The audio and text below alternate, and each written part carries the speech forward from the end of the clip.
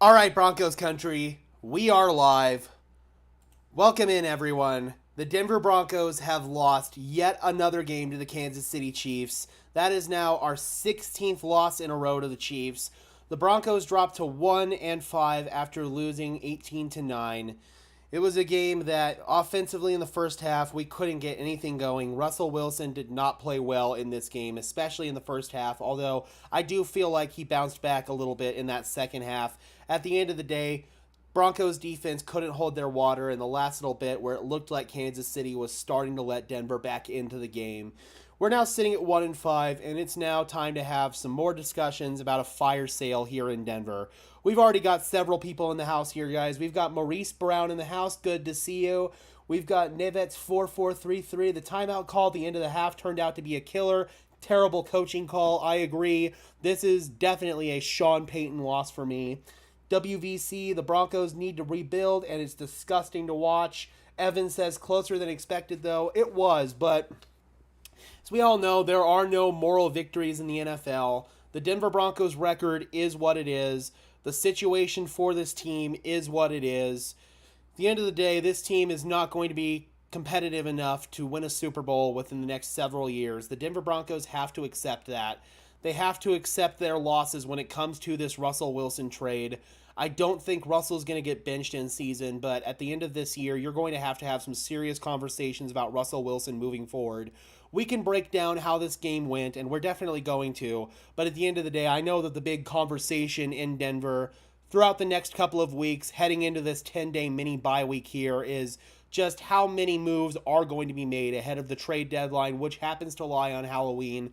The fact that the Broncos are sitting now at 1-5, heading into this mini bye, we've already heard about the team's plans to move on from Frank Clark. He restructured his salary to facilitate that happening. We've obviously already moved on from Randy Gregory. We're going to be moving on potentially from someone like Cortland Sutton, Jerry Jeudy, Justin Simmons, Garrett Bowles. I mean, our linebackers might not be off the table at this point. Basically, everybody on the roster that's not named Pat Surtain is potentially on the trade block for the right price. And even Pat Surtain. I mean, I would not be surprised at all if some team maybe called and tried to offer 2 first-round picks for the best corner in the NFL. Denver could easily take that, man. Could be a very similar trade to the Jalen Ramsey trade from the Jaguars to the Rams a few years ago. We got Janet who says, bye-bye, Russ. At the end of the year, it seems like the Broncos are going to have to make a tough decision when it comes to Russell Wilson's contract because his big money hasn't really kicked in yet. The Broncos can move on from Russell Wilson at the end of this year. They'd have to take a $35 million dead cap penalty in 2024 to make that happen. So that would very much signal the addition of a rookie quarterback in the draft. At this point, we are definitely in contention for the number 1 overall pick, possibly the number 2, number 3 overall pick. If not Caleb Williams, then we're in contention for someone like Drake May. It's not so much even about Russell Wilson's level of play as much as it is resetting the competitive window. That's where we are right now. Russell Wilson's contract will only hamstring the team moving forward. Even if he is playing well, at the end of the day, it's not going to continue to improve. This is the version of Russell Wilson that we're stuck with. He'll have a couple bad games here and there, like he had in the Jets game, like he had especially in the first half of this game. Again, second half I thought looked overall a lot better. That second half interception, I've looked at it multiple times now. That just felt like a good play by Willie Gay, the linebacker. That was just a really good play defensively by Kansas City. The first half interception, though, was inexcusable. That was absolutely on Russell Wilson. Just a terrible, terrible decision. The sack on the first drive, that was on Russell Wilson. Once again, just bad, bad football. But overall, man, it was just bad execution offensively. Receivers couldn't get open. The play calling was atrocious. This was a Sean Payton loss for me. The offensive play calling was awful. A complete disaster. The Five Nights at Freddy says this one's on the offense tonight. I totally agree. And it was everything from play calling to Russ to receiver play. I mean, the run game looked good, but Sean Payton didn't go to it at opportune times. So it was just complete shooting ourselves in the foot there. And then injuries, of course. We lost Greg Dulcich tonight with a hamstring injury.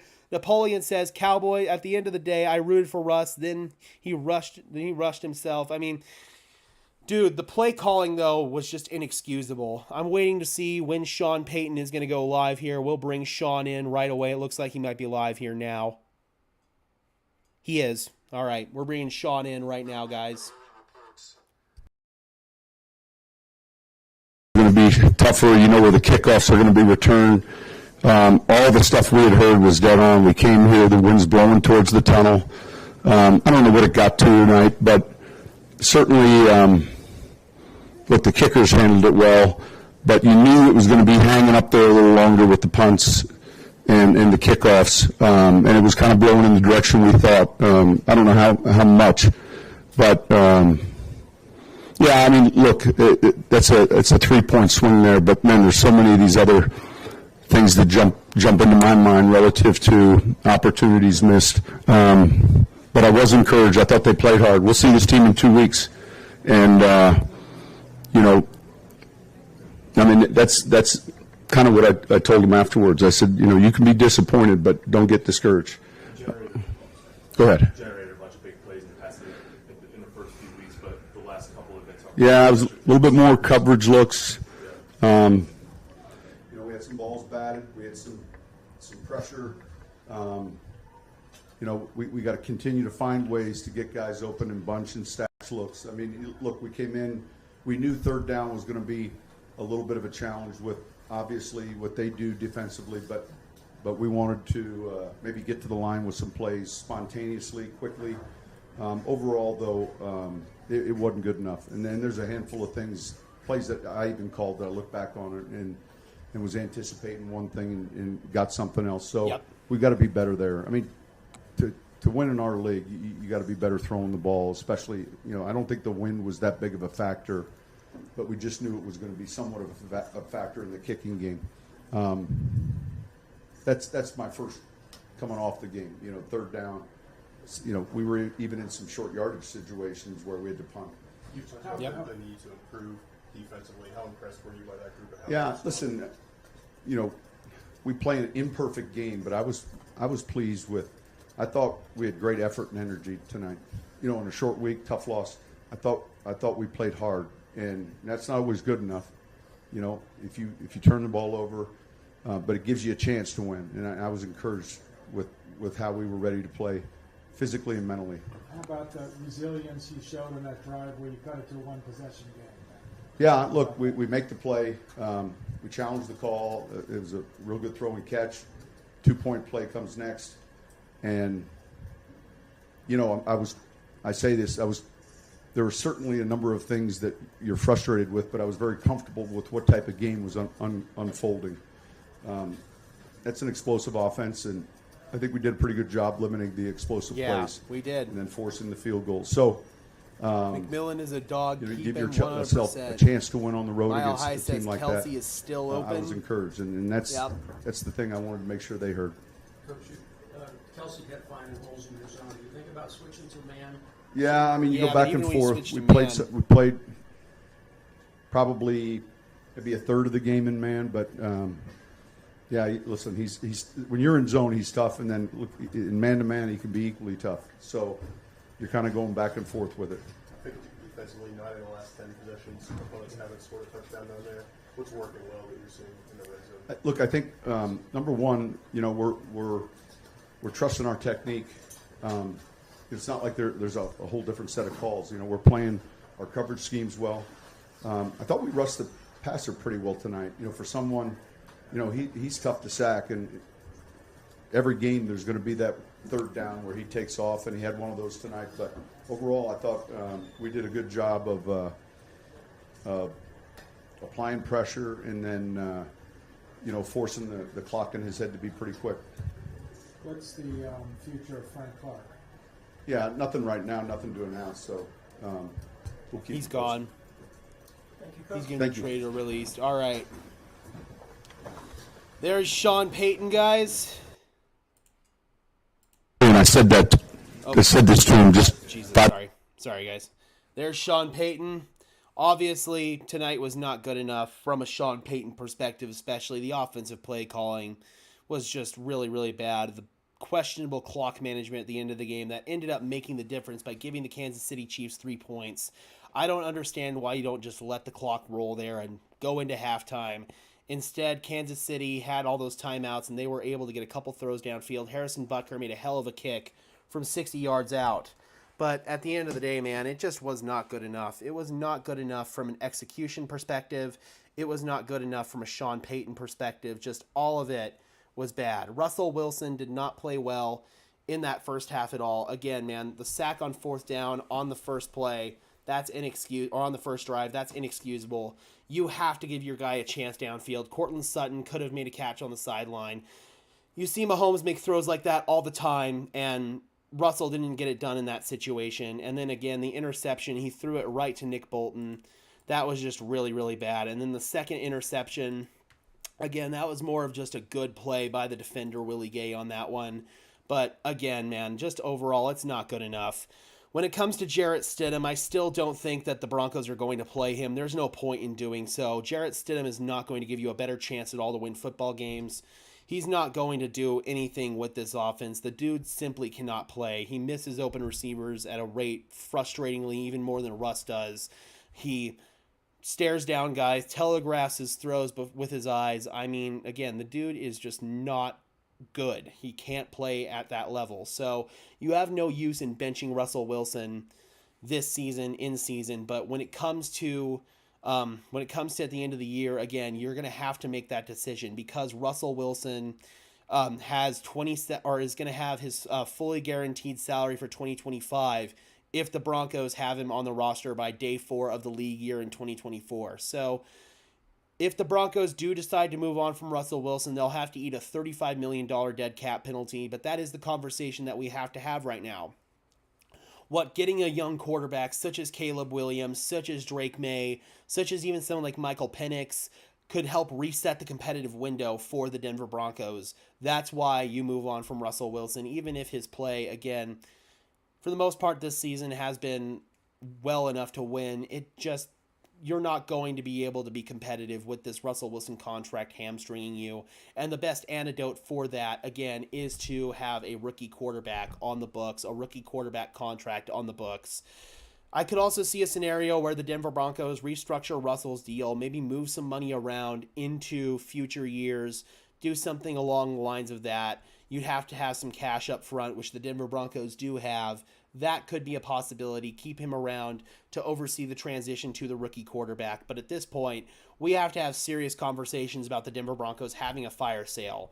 Again, we've heard plenty of rumors about teams calling about Jerry Jeudy's availability. That's one that just makes a lot of sense to me. Only again if the draft compensation is right. But Jeudy did himself no favors. Courtland Sutton did himself no favors by the way that they both played tonight in terms of compensation for those guys. Justin Simmons could be another one as well. We've got Rayanne in the house. Another week, another loss. What's different? Maybe the defense. Yeah, the defense, I cannot complain with how they played today. At the end of the day, they limited Mahomes' possessions. That last drive, though, that one sucked, obviously, allowing them to get the field goal in that situation. But they never should have been in that situation to begin with because they shouldn't have surrendered 3 points at the end of the first half. Sean Payton not letting the clock run is just absolutely inexcusable. We got Robert saying defense did well, but we're in a disarray. If we can't put points on the board without a roughing the passer penalty, I mean, that's where you are, man. And again, that starts with offensive play calling. It starts with just overall execution. Russ made a couple of really nice throws there at the end. Obviously, he dropped a really nice throw into, I believe it was Courtland Sutton on the corner route. The touchdown was absolutely beautiful, again, to Courtland Sutton. He had another one that should have been called, it shouldn't have been called PBI on Jalen Watson. It was just good coverage and a really nice PBU by Jalen Watson. So, again, man, I thought that Russell had some moments in the second half, but it wasn't good enough. It was not good enough by Russell Wilson. The play calling was not good enough. We had so many chances, just like Rayanne says. We got ABQ Fitness, I'm assuming Albuquerque Fitness, saying trade everyone. Absolutely. Absolutely. I mean, that's just where you are, man. You have to accept that this team is far away from being a competitive team. You got to reset that competitive window, and by doing so, sell what you can, get whatever assets that you can, and just move on. Just like Rayanne says, it's not just Russell Wilson's fault. We suck as a whole team. Absolutely. The team just sucks as a whole. Receivers aren't getting open. The play calling's been bad. There haven't been answers to counter what the defense is doing, especially when it comes to blitzing. No hot routes. None of that kind of stuff. Again, man, it's just overall bad execution.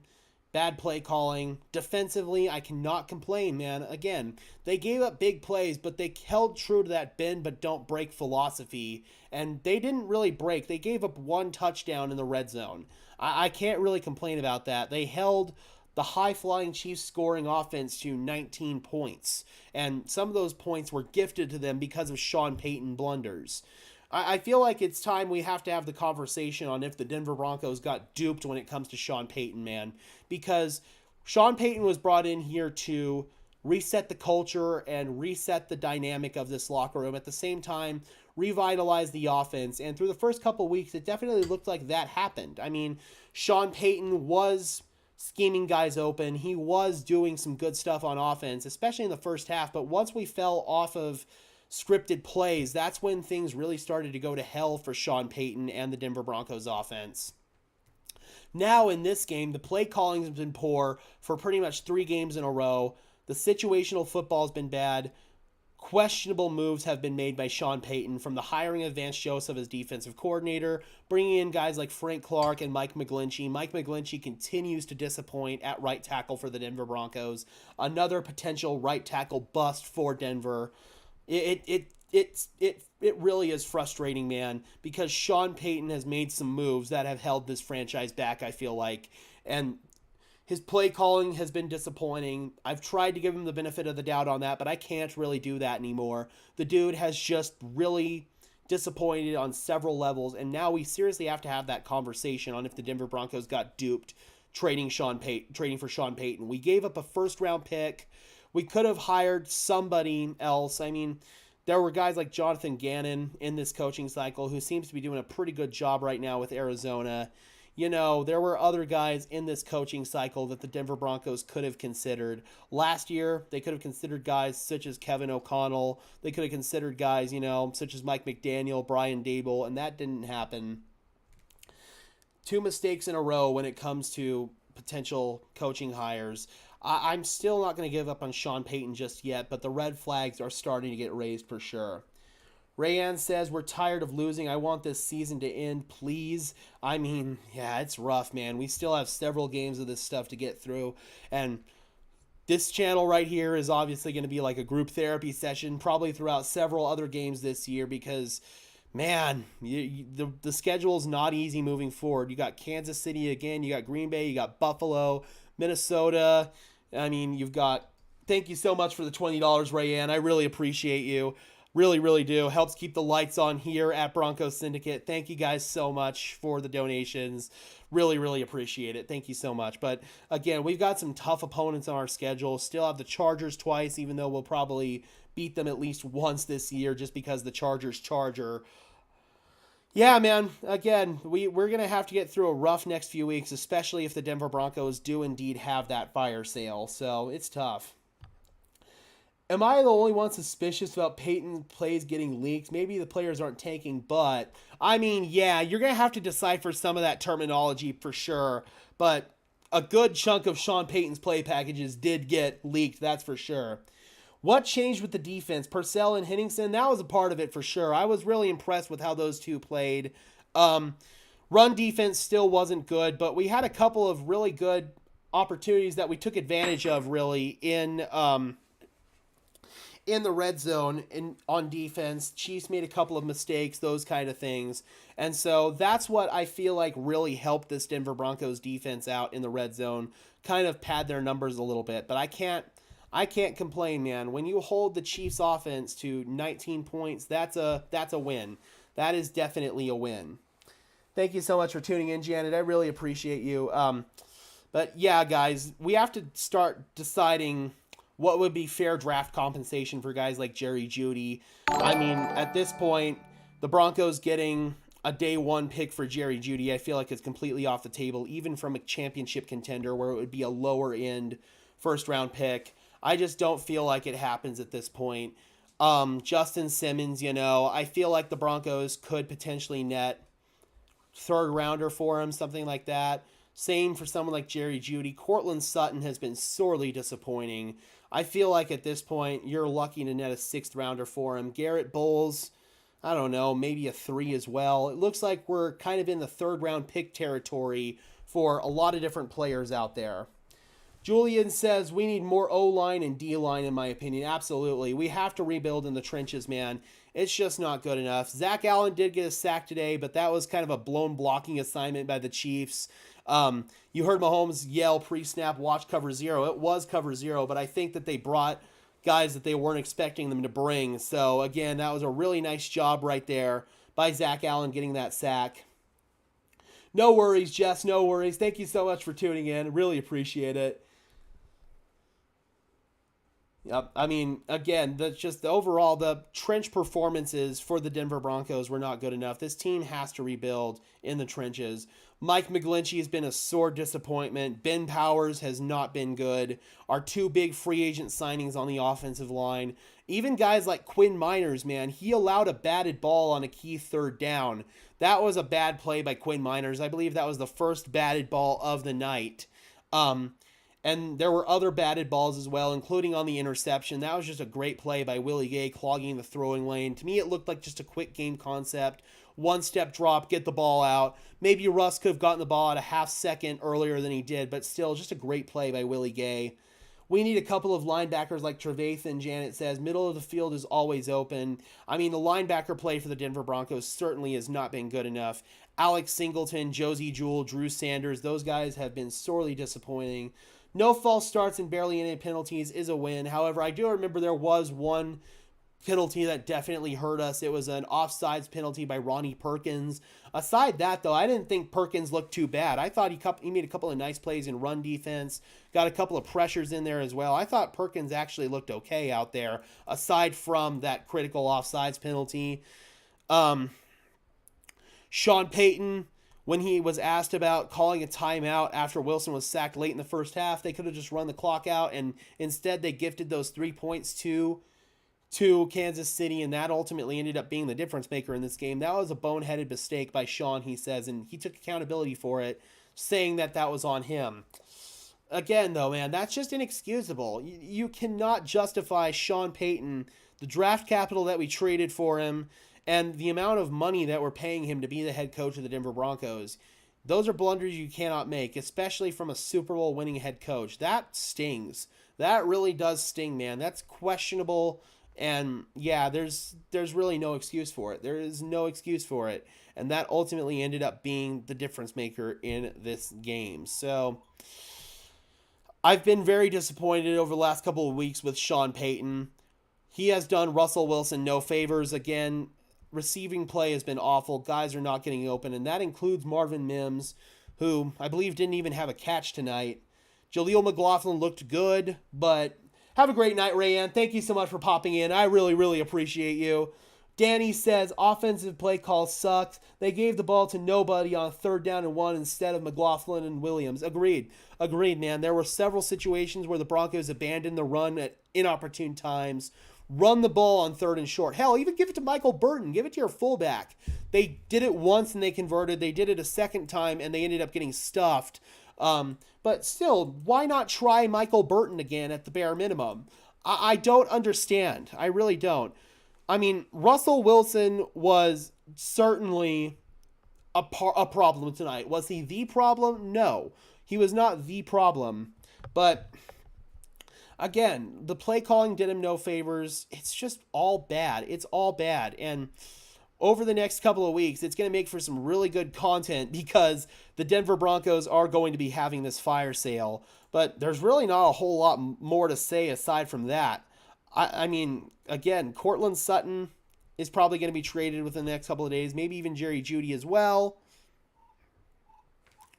I'm still furious with Sean Payton, though. I really am, because with the amount of money that he's getting paid and with the amount of draft capital you traded for him, certainly you want Russell Wilson to step up on some of these situations, especially the first 4th down where he took that ugly sack, the first interception that was 100% on him. But even then, man, he didn't have any favors done to him. He had batted balls because his offensive lineman allowed defensive linemen to jump up. A lot of these 1 yard should have done the tush-push play, and they have done the tush-push play a couple of times this year, and it's worked for Denver. Russ has actually been pretty efficient running QB sneak this year. We saw the Chiefs with a really boneheaded play where they tried to run the tush-push on a field goal formation, and they didn't get it. Denver couldn't capitalize after that. That was really where things kind of went south for Denver, is when they couldn't capitalize on that. At this point, we have to start having conversations about where the Denver Broncos could be sending some of their star players. With a player like Jeudy, we've heard several players in conversations for him: Carolina Panthers, Atlanta Falcons, and 3 teams that I feel like really make sense: San Francisco 49ers, the Detroit Lions, and the Dallas Cowboys. Those are 3 teams that are heavily in a championship window right now, and Jeudy could be that offensive weapon that helps get them over the hump. We now have the 2nd overall pick right now. Yeah, that depends, though, obviously, on Chicago. If they take an L this week, they are playing Minnesota, so that is a potentially winnable game for them. But if we do end up with, say, the number 2 overall pick, then I could very easily see the team going after Drake May. I really could, man. Right now, you are at a slight disadvantage when it comes to getting the number 1 overall pick, just because Chicago, you did lose that game to Chicago, but you still have a path where you could definitely get to the number 1 overall pick. And if we get the number 1 overall pick, man, then getting Caleb Williams will completely reset the future of the franchise. It may take a couple of years to get things rocking and rolling and really build the roster. But at the end of the day, man, if you have the opportunity to get Caleb Williams, you can't pass that up. You absolutely cannot pass that up. So, yeah, man, if the Denver Broncos do indeed end up with the number 1 overall pick, and there's going to be that luck element there, that'll completely reset the future of the franchise. And right now, there's a possibility that could happen. Robert says, I'd like a tall quarterback. I mean, tall quarterbacks don't always necessarily equate to success. I mean, we see guys like Brock Osweiler, Paxton Lynch. Those are tall quarterbacks. So, I mean, there are points where having a taller quarterback can be a bit of an advantage, especially with avoiding some of these batted balls. But taller quarterbacks have batted balls as well. So that's not the full answer there, is just get a taller quarterback and you'll have less batted balls. In fact, I believe Brock Osweiler, one of the tallest quarterbacks in the NFL, was one of the leaders in balls batted at the line of scrimmage when he started in Houston, if I'm not mistaken correctly. Then another issue that we have to talk about, guys, tonight is Greg Dulcich. At this point, he's teetering towards bust territory because of the injury bugs consistently biting him. The Broncos might have rushed him back a little bit too early. He ended up netting 3 yards in the game and was then yanked out of the game with a hamstring injury. Seems like he may have re-aggravated his previous hamstring injury. At this point, he had already been usurped on the depth chart by Adam Troutman because of the lack of his versatility in the blocking game. And now, with these injuries, there's a conversation to be had about potentially just putting Dulcich back on IR. And if we do that, then he'll be shut down for the rest of the year.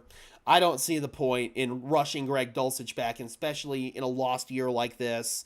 Maybe you keep Dulcich around as part of this rebuild, but the Broncos, I feel like, don't have their solution at the tight end position. You really need a true do-it-all tight end, like a Travis Kelce, like a George Kittle, like a Rob Gronkowski. Like, you need a true do-it-all tight end, and right now the Broncos don't have that on the roster. You have a bunch of one-trick ponies on the roster in Adam Troutman and in Greg Dulcich, and yeah, man, it just sucks all the way across the board. Robert says, I just feel like taller quarterbacks have a slight advantage at the line, and they do, don't get me wrong, especially when dumping off passes to the sides of them, especially to their right-hand side. That's one area of the field where Russell Wilson, I've noticed, has struggled to throw, and then over the middle as well, but I do feel like Russell has improved under Sean Payton, throwing over the middle, so that is a positive sign for Russell Wilson. But right now, man, when you look at how Russell Wilson is playing, Yeah, he's played well, but he's also had 2 bad games in a row in this game and obviously the Jets game.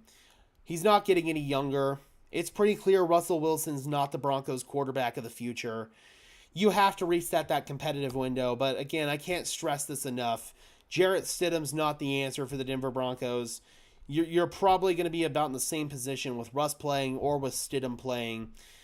I mean, there's just no point in playing Stidham. There really isn't. The dude cannot play. And I don't mean to keep crapping on him, but throughout the majority of camp, he was getting outplayed by freaking Ben DiNucci. And it's very clear that Ben DiNucci is not an NFL caliber quarterback. So, yeah, man, it's tough. I mean, I think we're all kind of dejected right now in Broncos country because of where things stand. But at the same time, hopefully this gets the team to finally realize where they're at just from an organizational perspective, and finally realize that these 8 years of flailing around trying to salvage everything that you've built previously, trying to salvage those little bit of glimpses from the Super Bowl team and trying to do things the old school way, that's not going to work anymore, man. You have to blow this up, and you have to approach this from the modern team building perspective. Build your offensive line, build a receiving core, get the quarterback in place, and then worry about your defense. You're going to have to build offenses that can score points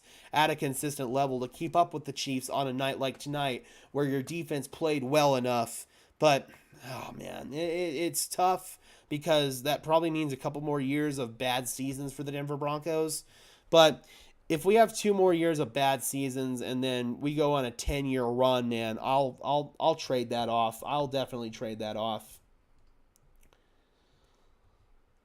So if you get the second overall pick in draft May, cut ties with Russ, yeah, you're gonna have to. Financially, you're gonna have to, because he's due all kinds of money if he's on the roster day 4 of the 2024 league year. His 2025 salary becomes fully guaranteed.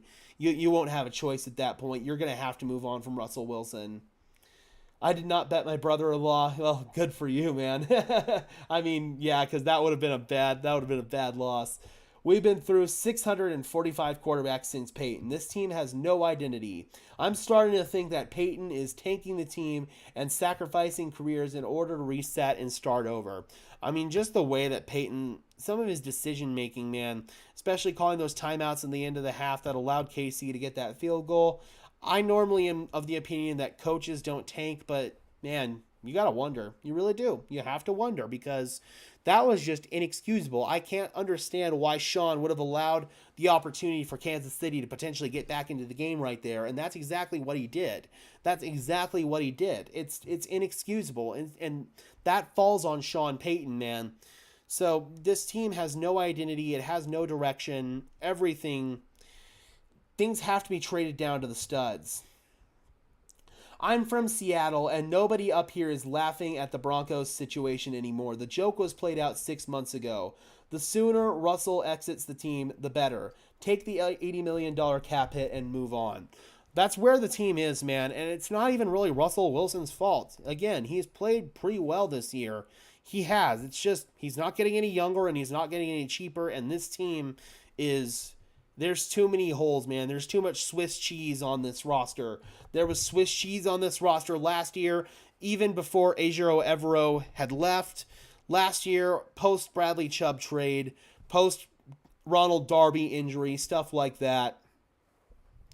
I mean, this defense statistically completely fell off the cliff in the last half of the year, and that's starting to show again this year. Offensively, you have a lot of overrated and overpaid talent, such as Cortland Sutton. Jerry Jeudy, you're eventually going to have to make that financial decision on him, so you're going to just have to cut your losses and move him. Move forward with some of the younger guys, but at the same time, man, where was Marvin Mims tonight?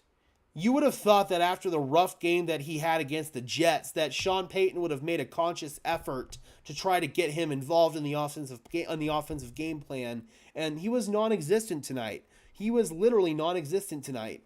That again is a Sean Payton error. This is a Sean Payton loss for me, through and through. Can't they cut Russ at the bye and save? No, they can't. It's gonna have to be. It's gonna have to be towards the beginning of next year. They can't cut Russ right. Or wait, hold on. Maybe let me look. But I don't think they would.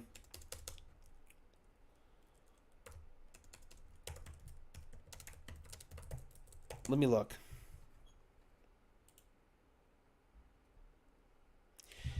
If you were going to do it, you really would have had to have done it at the beginning of this offseason. Let's see. Yeah, no, you can't. You can't do it. It would be a $39 million dead cap hit this year and then a $68 million dead cap hit next year. You'd have to wait until next year to do it. If you do it next year, it'll be a $35.4 million dead cap hit in 2024 and then a $49.6 million dead cap hit in 2025. So that would probably be your best option there, is to do it at the beginning of 2024. Lions Syndicate says 2026. We got Robbie in the house. Good to see you, buddy. Good friend of mine. Vance Joseph and Sean Payton need to go in the Canadian Football League. 100%. Good to see you, buddy. Thanks so much for tuning in. Julian says, so cut Russ, trade Jeudy, Sutton, Simmons, Bowles, and Jewell. Let the rookies get reps and see what you can salvage. Again, Russ isn't going to get cut this year. Russell Wilson will play out this year as the Denver Broncos starting quarterback. But at the end of the year, you look at the finances here, and yeah, it's pretty clear that you're just going to have to move on. George Payton looks like a fool. I mean, he does. He really does. That's another guy. I mean, you have to move on from George Payton at this point. I've got a George Payton video that'll be coming out probably within the next couple of days, but you have to move on from him. Yeah, the next potential, true potential out for this contract, if you really want to not take too much financial hits, is 2026. But I could see the Broncos taking their medicine in 2024 to move on from Russell Wilson if they have to. But that's only, again, if you're guaranteed to get a quarterback. You'd basically have to end up with the number 1 or number 2 overall pick in order to be guaranteed to get a quarterback. Let's say that doesn't happen. Let's entertain the scenario where the Denver Broncos somehow win a fluky game or two moving forward. And let's say they end up with like the number 3 overall pick, and that does not guarantee you getting Caleb Williams or Drake May. Do you approach Russell Wilson and say, hey, buddy, listen, would you be willing to do a contract restructure, shave a couple of years off your deal? We'll give you a little bit of guaranteed money in 2024, 2025. I could see that. I could definitely see that, because if you can't get Caleb Williams and you can't get Drake May, then your next best option for a quarterback, if you're the Denver Broncos, is Russell Wilson. So I could see a scenario where the Broncos could restructure that deal. We have the number 3 overall pick. Maybe we trade down and end up with like a wide receiver or an offensive tackle, and maybe draft Michael Penix Jr. at quarterback and have Russell Wilson around to oversee the transition to Penix. I could see that as a potential scenario there. Again, Russell Wilson would have to restructure his deal in order to make that happen, but I could also see Russell wanting to do that. I know he likes it here in Denver, and I know that he doesn't want to leave. So, again, maybe there's a scenario where Russell Wilson wants to go out there and try to prove people wrong. He restructures his deal, takes a bit of a pay cut, and we go from there. That's a possibility for sure. Sad part is Russ is catching so much hell, but honestly, I think it's my team. The Broncos are the most responsible for his bad record. He outperformed what he has been given to work with. He has. Robert says, Russ restructuring is the only way this team wins. He should want a Super Bowl, not the money. He's got enough. He does. He literally does. He's got generational wealth. He's financially set for beyond the rest of his life, and his kids are financially set for their lives. So, again, I mean, plus, Sierra's the breadwinner of that household anyway. We all know that. Or at least I'm pretty certain Sierra's the breadwinner of that household. But still, like, you know, Russell's got the financial capital. He does. He doesn't need the money. I wouldn't be surprised at all if he does restructure. Jess says restructure is a great idea, though honestly, I'd rather just say Russ F this team and retire for his own health. I don't think Russ would retire. He's too competitive to do that. If the Broncos do move on, Russ is going to go try to find a starting job somewhere, and I imagine he'd get one. But I could also see probably the best scenario for Russell Wilson would be to restructure and remain in Denver. That's That's what I feel like the best scenario out there for Russell Wilson would be. He wouldn't have to move his family again. None of that stuff. He could keep his family based here in Denver. That's a scenario I really could see that I think not a lot of people are talking about. But again, we all know that this Russell Wilson contract right now is not sustainable for this team to win football games. And I'm pretty certain even Russell Wilson himself knows that. So why not at least attempt to do a restructure here?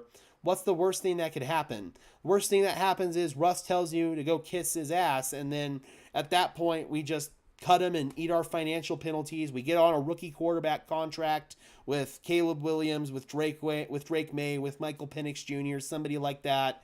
And that's the best antidote for having to take this financial cap hit that Russell Wilson would give us. So it sucks.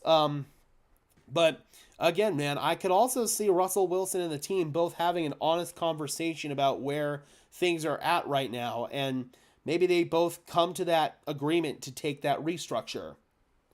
Seems like Russ is in it for himself. I don't necessarily agree with that. I really don't. I feel like Russell Wilson has shown plenty of examples of selflessness since he's been in Denver, especially since Sean Payton has gotten here. That's something I can't really necessarily agree with, but it would be the ultimate display of selflessness, in my opinion, if Russell Wilson were to restructure his contract and say, hey, we need to try to figure this thing out, and I'm willing to give up some money in order to figure this thing out. Again, we've got the cash-rich owner. They could give him a big signing bonus up front and minimalize his salary cap hit. We have to have financial cash up front, liquid cash to do that. And that's one of the benefits of being owned by Walmart. We've got that liquid cash on hand. We can do that. There are other organizations out there that cannot do that. There are cash-poor organizations out there that cannot do that. The Cincinnati Bengals have been known as one of those organizations. Up until recently, the Raiders were as well, although to their credit, the Raiders have actually turned into a little bit of a cash cow ever since they've moved to Las Vegas. Who's calling the offensive plays? Robbie says Sean Payton, and he did a dog crap job at it tonight. He was not good tonight at all.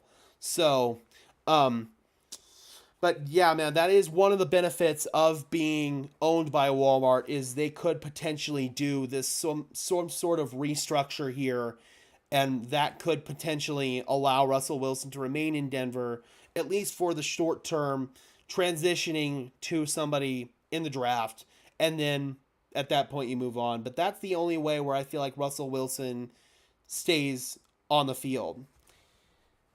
He's got to know where his deal is hurting a team. That's where I'm coming from 100%. And I'd like to hope that he's self-aware enough and just aware of his surroundings enough to see that. I'd imagine he is, but we don't know that for sure. It's going to be really telling if the Broncos do indeed approach Russ about a restructure. Whatever his answer is certainly going to be telling. Jess says, I don't see that at all. He's been incredibly humble and giving on and off the field. Pretty gross how the Seahawks have poisoned the well for him, in my opinion. Let the man have a fresh start. And maybe that's it too, Maybe there's a chance that Russell does want another fresh start. Obviously, things in Denver have not really worked out so far. So, yeah, that's a possibility. Jess says Sean Payton and VJ should be restructuring their contracts. I mean, at the end of the day, coaching contracts, that's just all about your team having money, and we've got money to burn. So I don't have too many qualms at all about how much Sean Payton's getting. Well, I do because he hasn't delivered to that level, but at the same time, it's not like salary cap where how much we're paying coaches is actively holding back and hamstringing the team. I mean, obviously, this Russell Wilson contract, they're going to have to make this deal somehow more salary cap friendly. And the best way to do that is probably convert some of that money into a signing bonus and maybe see if they can convert a little bit more than that standard conversion. They have a balloon payment due right away. I think ownership will be willing to fork out that cash in order to give us some salary cap relief. Again, that's a really big benefit of our ownership situation. There are ways that we can alleviate this contract for Russell Wilson, and I think ownership had that in mind when they signed Russell Wilson to this deal in case things went to hell. Robbie says, I think Russell restructure if they want to go spend the money on someone else to help them. Maybe they'll go after DK Metcalf or something. I mean, yeah, like just somebody of that caliber. He needs a true number one receiver, which he doesn't have right now. He doesn't have an alpha number one receiver.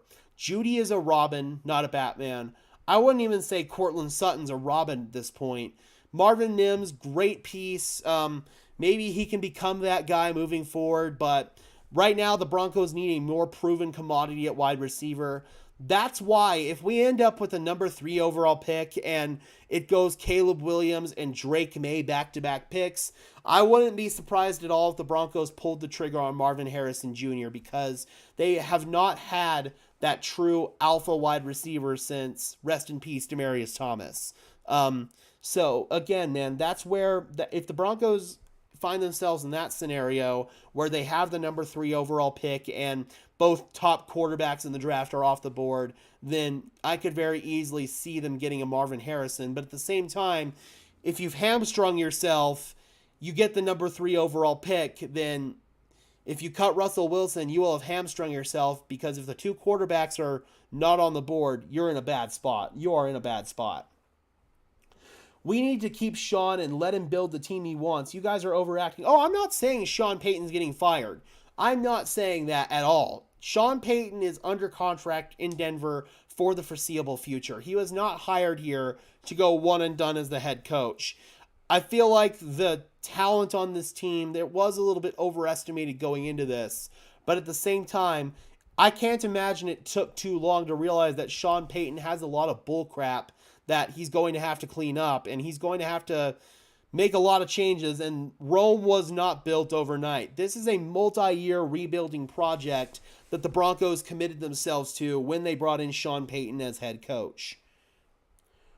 Robert says, I certainly don't think Russ plays selfishly or is a selfish person. It's exclusively the contract and me hoping he saved our team at his financial expense, which I think he very well could, man. Again, I think Russell Wilson knows the situation that this team is in right now.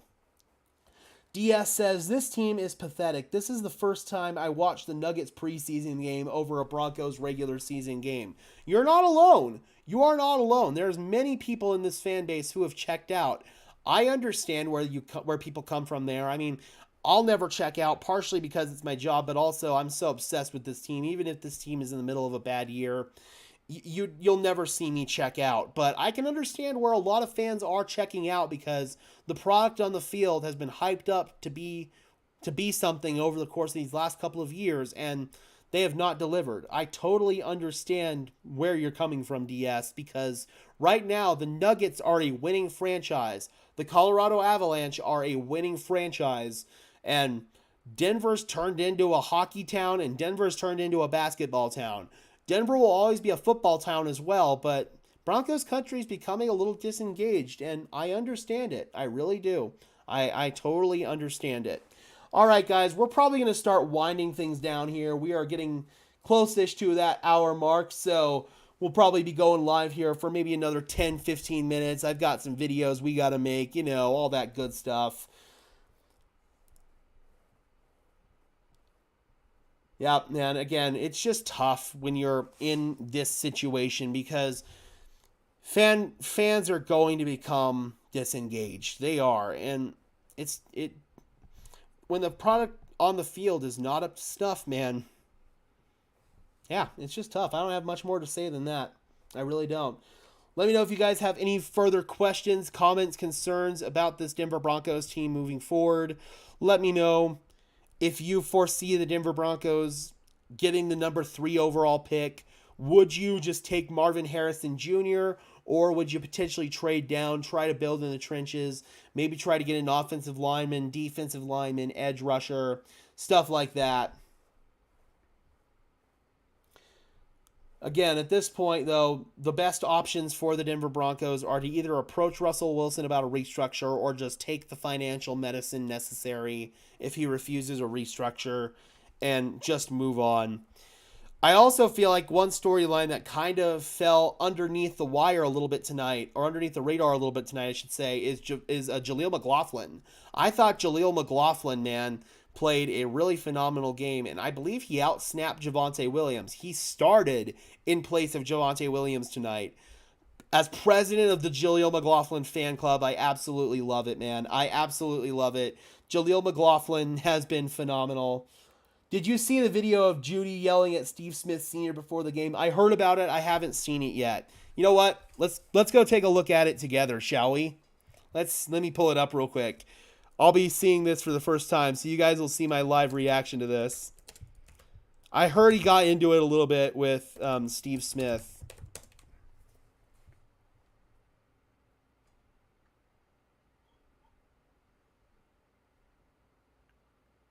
We're just going to have to listen to it because I don't want to get a copyright claim, so I can't bring the video in, but we'll listen to what's going on here. Seconds ago, Sky Moore, Chiefs wide receivers coming by, comes to say hello to Steve. He spends time with them before the games, telling them what he likes about their game, giving them little pointers, how they could be better. And these guys grew up watching him, so they soak it up. However, a short while ago, Broncos wide receiver Jerry All right, Jeudy let's see was what walking happened. by, and Steve called out to him, and he got a different reaction. I called out to him because on my podcast, Cut to It, I just talked about guys that maybe have not showed up in a way. And this is probably where Jerry Judy's old heads tweet was coming To from. describe him in the past was a jag, just a guy. Yep, a And jag. So when I saw him, he's playing well. I wanted to say to him face to face, like, hey, I know I said some things in the past I probably shouldn't have, and I'm sorry. That's what I wanted to say to him. His response, Mike Robb and Bucky, was ninja. Ninja. Yes, I'm using the word ninja. That's Oh, I'm just using boy. the word ninja. I don't mess with you. And it was Come on, Jerry. You got to do better than that, bro. So I'll say it again. I'm sorry that I said you were a jag, just a guy who's an average wide receiver they use a first-round pick on that isn't doing anything. I hope today that you actually show up in a way that you Steve haven't Smith showed is up in speaking the last facts couple years here. since they drafted you. That was So a if bad you ever got that was a bad accommodated move by 89, Jeudy. I'm sorry for saying that you're an average wide receiver that they eventually will move on, and when teams call me and asking should they trade for you, I would say no. Don't trade for Jerry Jeudy because Ooh. he's mentally unable to handle constructive criticism from people who watch specifically. I don't hear Can he anything. be a wide I receiver? don't hear any He lies. can be a wide receiver. He's a tier 3. Go back into the studio. I'm done now. Thank you. Wow. Okay. Damn. You know, again, there were no lies spoken there, man. The effort from Jeudy has not been there. He's played like a jag. I don't see any qualms with that. I really don't. And you know that teams aren't going to lie about or you know that the Broncos could probably lie about Jerry Jeudy's work ethic and all that stuff because they're not going to just flat out say that the dude has bad work ethic and stuff. What's going on, Jeff KC? 12-0 in a row. It's 16-0 in a row. I mean, 12-0 for Patrick, but 16 in a row, dude. Don't worry, you guys can relish in it all you want, but you also did not have a very great showing yourself. I'd be more concerned about the showing that your team put out. At least we know that my team sucks. Your team had a bad outing against a really, really crappy team, so I'd actually be a little bit more worried if I'm a Chiefs fan, but that's just personally me. I'd take a retired Steve Smith over Jeudy right now. Please don't end quite yet, Gage. Give me a minute to put together a longer. No worries, Jess. We're good. We'll be live for another like 8-10 minutes. We're at least gonna go to the hour mark. Yeah, man. Alex Smith was the last Broncos quarterback that we beat, or was the last Chiefs quarterback that we beat. I mean, it was vanilla, but when you're trying stupid plays like that, whatever that tush-push sneak was from a field goal formation, I mean, come on, man. That tells you that the Chiefs were playing a little desperate against a really bad Broncos team. Again, that doesn't bode well for the Chiefs' Super Bowl hopes. That really doesn't, and that's just the outside analyst talking here. That's not even the Broncos fan in me talking. That's the non-biased analyst in me talking. I can, for no pun intended, take my orange and blue glasses off for this one. Did you see my comment on the Russ post-game interview? I did not. The Chiefs didn't add much flavor either. I mean, they didn't. It was the Chiefs was just the execution from the Chiefs was not great tonight. It was certainly not great. I mean, the Broncos allowed them to get in the red zone. I want to say it was 5 times, and you only mustered 19 points out of that. 3 of those points Sean Payton gifted you at the end of the half, and then obviously the final drive as well. You really only mustered 13 points. This was not a great game, and I'd be concerned if I were a Kansas City Chiefs fan.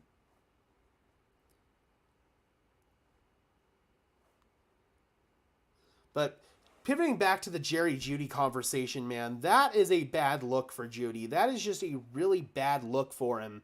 I can't excuse that. I can't excuse that level of behavior. Maintain some professionalism. I mean, even Steve Smith was trying to make amends there. And Jeudy, oh, God. That's just a complete lack of judgment and a complete lack of maturity. I bet a small fortune on an upset and Jerry Jeudy getting 5 receptions. They both failed. Yeah, none of my bets did great either. I had a couple of parlays that were pretty much dependent on Denver's offense doing a lot better than they did, and nope, nothing. He said we kept believing. I mean, that is... Russ is an NPC, but that's just kind of who Russell Wilson is, man. He always maintains that same level-headed thinking. That's kind of the same thing that Trevor Moawad preached to him. But, oh, man. Jeudy blew it way out of proportion. He did, and that was inexcusable. There's no reason for Jerry to do that. There was no reason whatsoever for Jerry Jeudy to do that. I don't understand it. And teams are going to see that now, and that will definitely hurt his chances of going to a locker room like Detroit, for example, where I know that kind of selfish attitude is not going to be tolerated.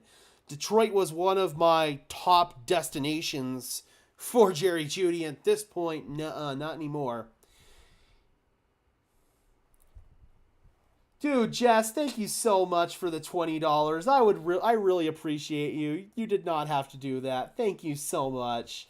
Russ's positivity is not just corniness, it's mental toughness.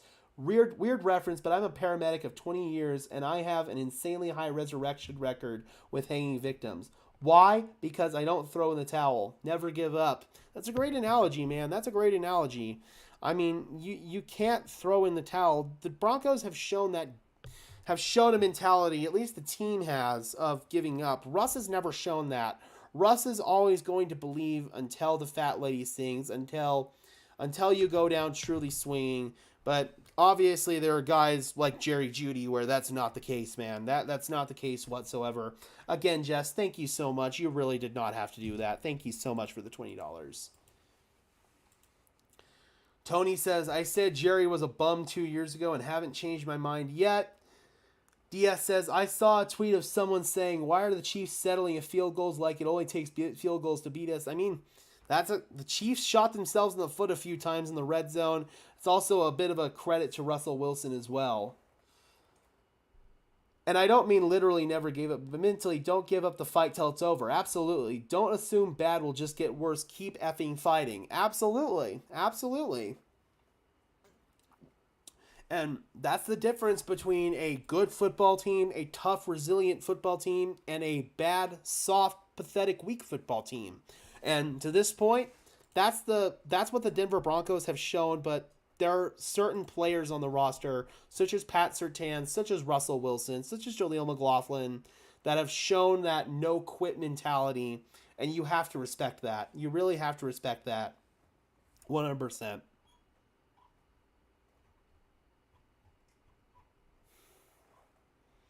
I mean, it just hurts. Oh boy. Guess what? We got more Jeudy drama. Jerry. Let's take a listen to what he told 9 News here after the game. A little bit of drama before the game with Steve Smith Sr. I'm wondering what your thoughts are on that right now. Man, that was a tough loss, man. I feel like at the end of the game, I feel like we could have got there, but, you know, they had a good job drive at the end. Jerry, Steve Smith said he had some kind of conversation with you before the game. Did that not go well, or based on what he said on air on NFL Network? I don't remember that. But like I said, it was a close game. We just got to finish at the end of the game. I mean, Jerry, okay, I guess that's not a bad answer there from Jeudy, not re-stirring the pot a little bit, but saying I don't remember that. Come on, bro, seriously. But at least some credit there, I guess, to Jeudy for not stirring the pot, but still, you shouldn't have done that. You could have just respectfully said thank you to Steve Smith or just not even acknowledged him, really, and that would have been a better look than what you said to him. Come on, bro. It's a lack of maturity, and talking about guys who have an ability to keep their composure, man, clearly Jerry Jeudy is not one of them. Anytime he gets triggered or offended or anything like that, the dude snaps. You've got to be able to contain yourself a little bit more than that and just have a little bit more of a level head than that. All right, Broncos country, we're approaching the hour mark, so I'm going to be dipping out of here. I got videos I got to produce from this live stream, so we'll be throwing a couple of videos out. We'll probably get a little Russell Wilson film study out as well, just go over how he played tonight as a whole. All right, Broncos country, thank you so much for tuning in. I would really appreciate it, guys, if you could leave a like on this stream, as well as subscribe to the channel. Thank you to Jess. Thank you to Rayanne for the donations. I really appreciate you guys. Thank you to DS, Robert, Tony, Kool-Aid Man, Spirit of Detroit, Grid, Jeff, KBS, Antelope, Robbie, everybody. I know I'm probably missing people, but thank you to everyone who tuned in, Janet, everybody. Really appreciate you guys for all the support, even through the tough times here in Broncos country. This makes going through this tough period for the team a little bit easier. All right, guys, and until next time, I am your